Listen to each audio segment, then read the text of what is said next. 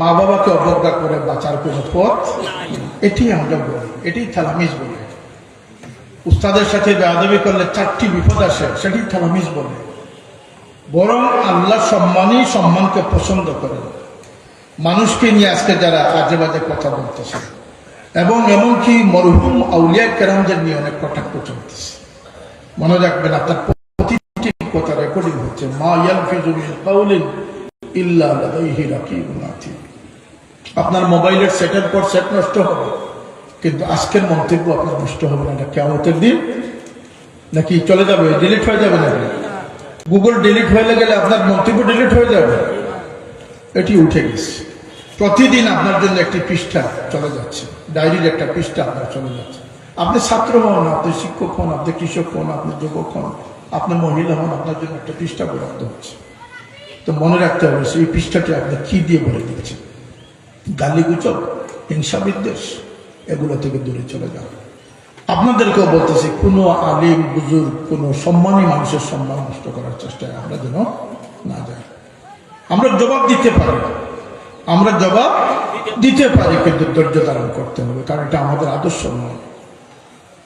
হুজুরে পাক সাল্লাল্লাহু আলাইহি ওয়াসাল্লাম তওয়াফরত অবস্থায় থেমে গেলেন, কাবাতুল্লাহর দিকে নজর ফরমালেন, বললেন, হে কাবা, নিশ্চয় আল্লাহ তোমার শরফ, বরকত, ইজ্জত সবার ঊর্ধ্বে দিয়েছেন, কিন্তু হে কাবা, তুমি সাক্ষী থেকো একজন মুমিনের জান মাল ইজ্জতের সম্মান, ইজ্জতের গুরুত্ব আল্লাহর কাছে তার চেয়ে বেশি।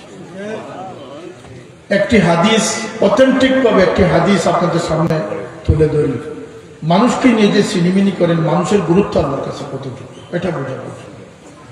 আল্লাহ নবী সাল্লাল্লাহু আলাইহি ওয়াসাল্লাম বলেছেন, যদি কোনো অমুসলমানকে কোনো মুসলমান হত্যা করে বিনা কারণে, নিরীহভাবে,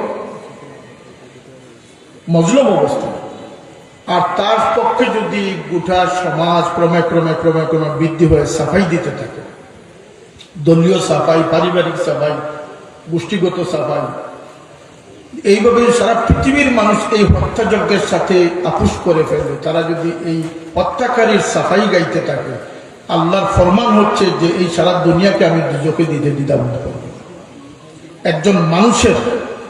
আর কোরআনে পাকে আল্লাহ বলেছেন, মান কাতালা নাফসান বিগাইরি নাফসিন, এভাবে না, যদি কোনো মানুষকে কোনো মানুষ অন্যায়ভাবে হত্যা করে, সারা জগৎকে যেন সে হত্যা করে। নাউজুবিল্লাহ বলবেন না? মান ইজ্জতের ব্যাপারে আপনারা বরং মান ইজ্জত দিবেন। আল্লাহ নবী বলতেছেন, যে হামিলে কোরআন, কোরআনের দ্বারক বাহককে যে সম্মান করলো, তার সম্মান আল্লাহকে সম্মান করা।